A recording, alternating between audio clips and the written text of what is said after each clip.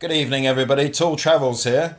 Now, in my last video, I was talking about how I wasn't sure if I'd be allowed into Russia due to the current border situation. Well, I've spoken to the Russian embassy in London, and they've assured me that I'll be able to get into the country. So earlier on today, I took a flight from Lviv to here at Luton Airport, and I'm currently in the Holiday Inn Express. So I've got a flight at about 6 o'clock tomorrow morning, so I have to be up very early. Now, in my last video, I was saying about how I'm keeping in contact with Mr. Bold to talk about our travel plans. Well, I spoke to him recently, and as you may know, he's in Mexico at the moment, but he's got his visa for Russia, so he's planning to go to Russia soon. So it looks like we're going to be meeting up there. I'm not sure exactly where yet because I'm flying into Moscow. He's probably flying into Moscow. But I was actually thinking about heading down to Sochi on Sunday because we've got the Sochi Grand Prix.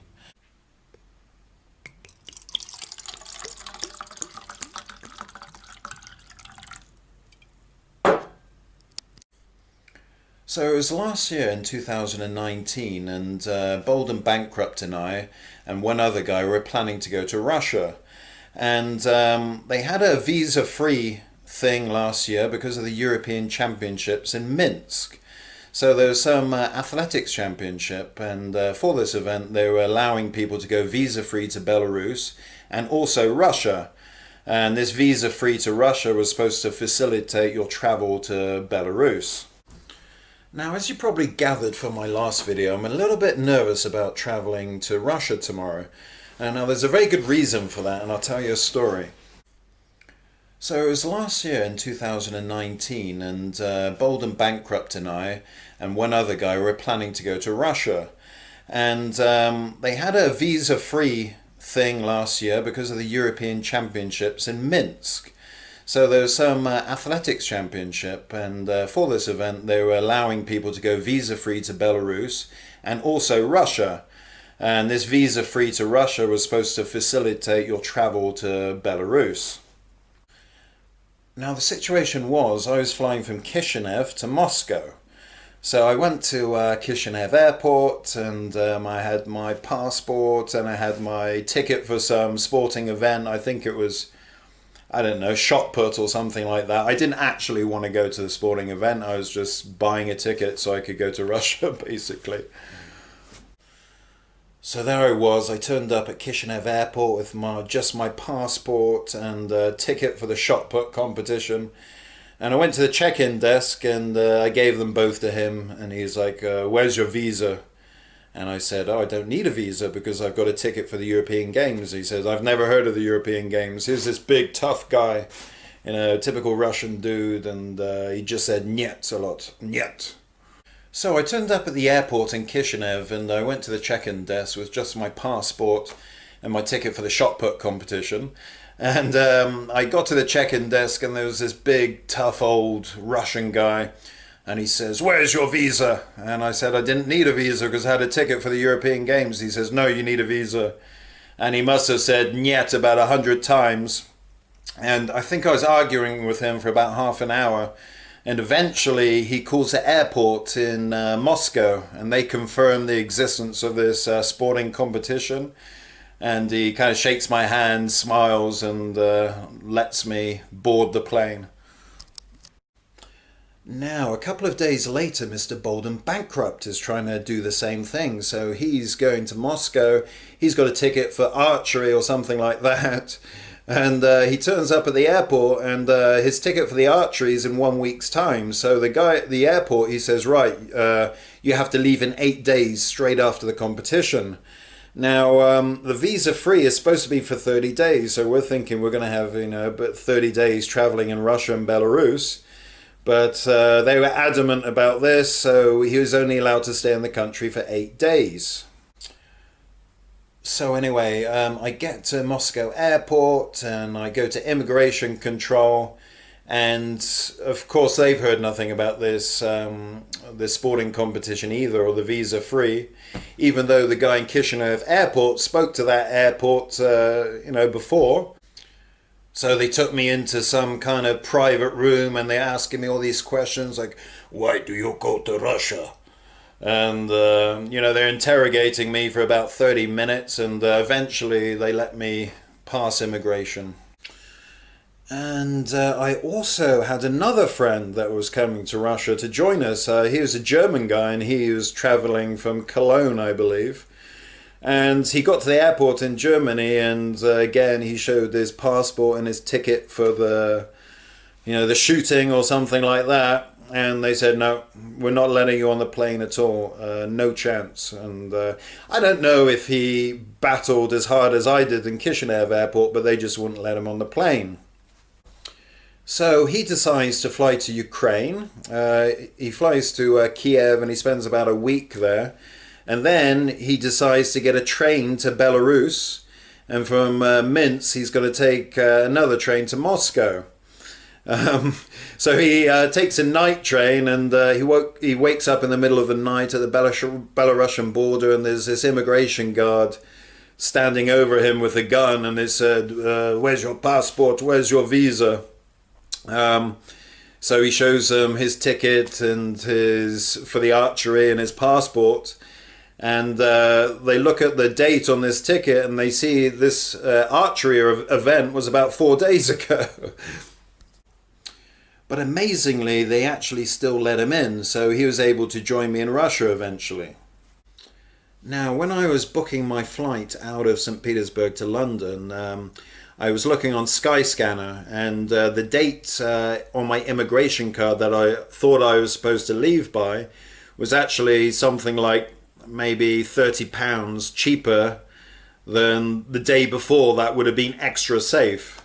And the cheap ass in me, chose this later day to save some money, and it turned out to be, one of the worst mistakes I've ever made.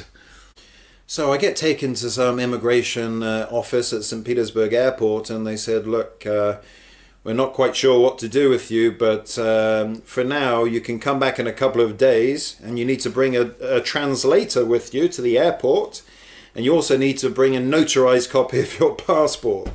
So that was a real headache, but a few days later I came back to the airport and they said, okay, we've been having a little think about what to do with you and you've got two choices. And they said the first one is you can pay a big fine and we can come with you to your accommodation where you're staying. We'll pack all your bags and then we'll deport you from the country.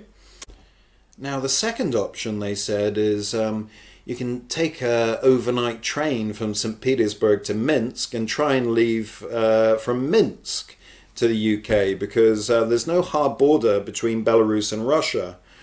So I thought that was the best option. I didn't want to get banned. They said the other option, they said I would have been banned from Russia for 5 years, which I really didn't want. I take this overnight train to Minsk, and I feel like a criminal, I'm expecting to wake up and there's going to be guys with AK-47s pointed at me. So I arrived into Minsk and I felt like a criminal there because normally when you come to Belarus, you're supposed to fly directly into Minsk and then directly out of Minsk. That's the terms of the visa-free. And also you're supposed to register a property, a hotel or an apartment within 24 hours or something like that. So I arrived in Minsk and, I couldn't stay somewhere the night because then that would give me problems. So I just decided to go straight to the airport. So I get to the airport and it was okay in the end. I paid something like a $60 fine and another $60 for an exit visa, I think. But all in all, it turned out okay.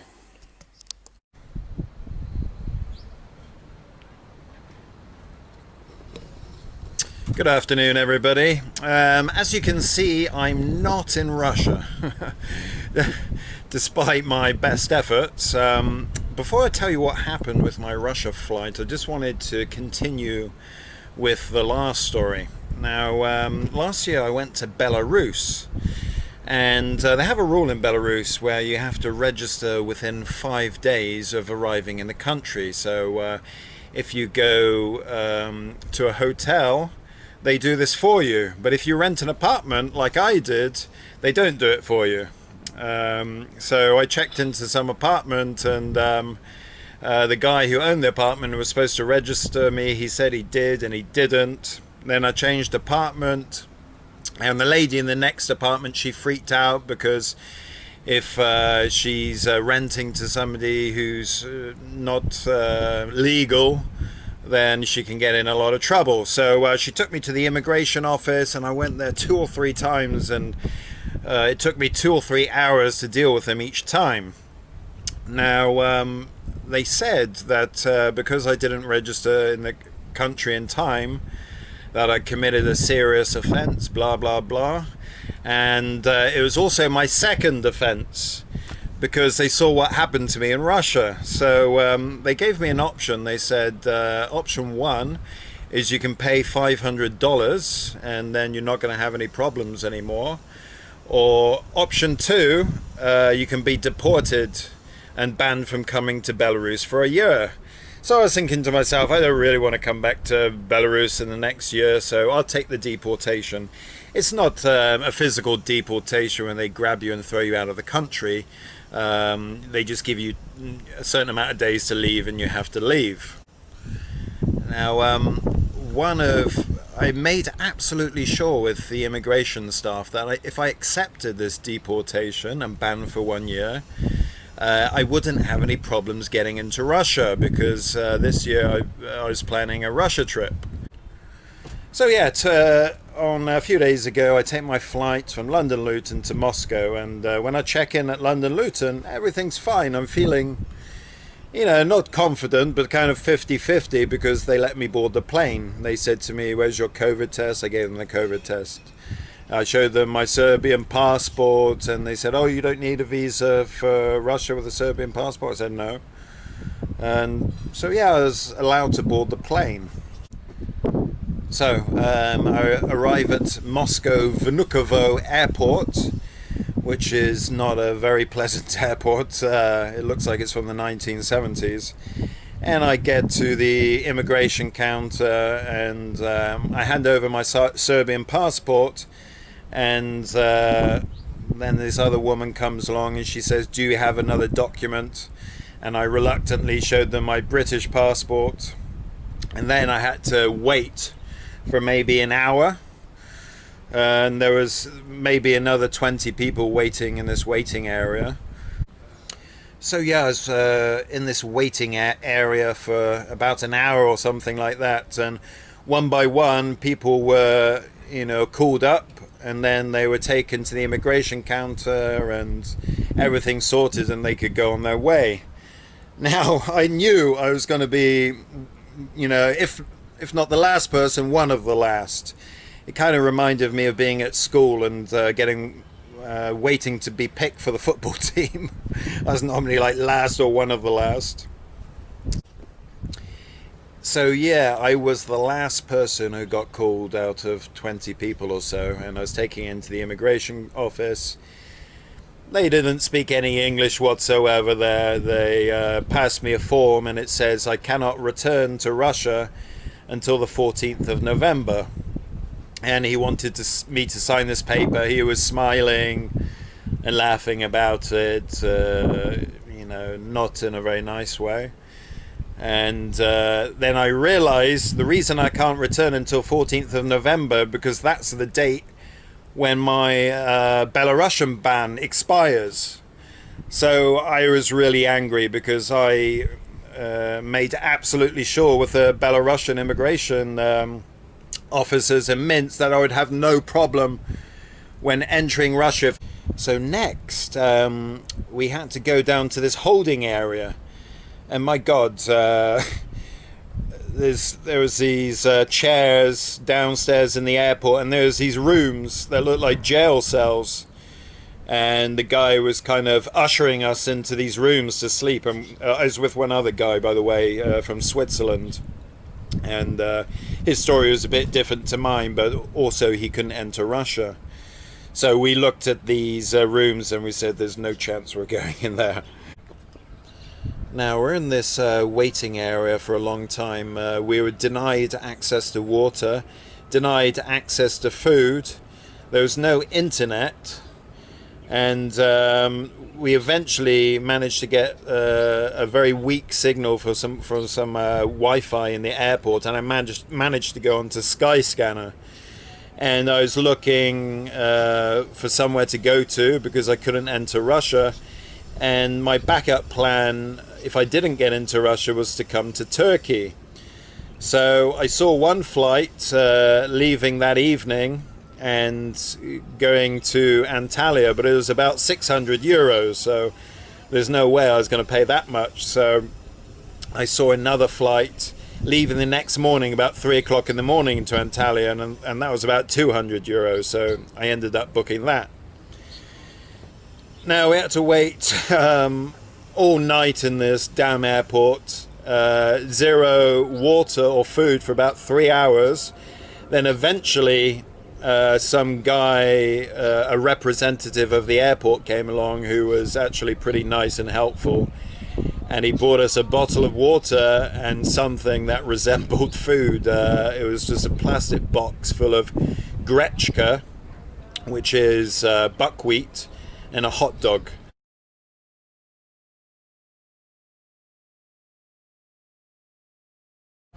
The Swiss guy that I was with was actually pretty calm about the whole thing, but I wasn't calm.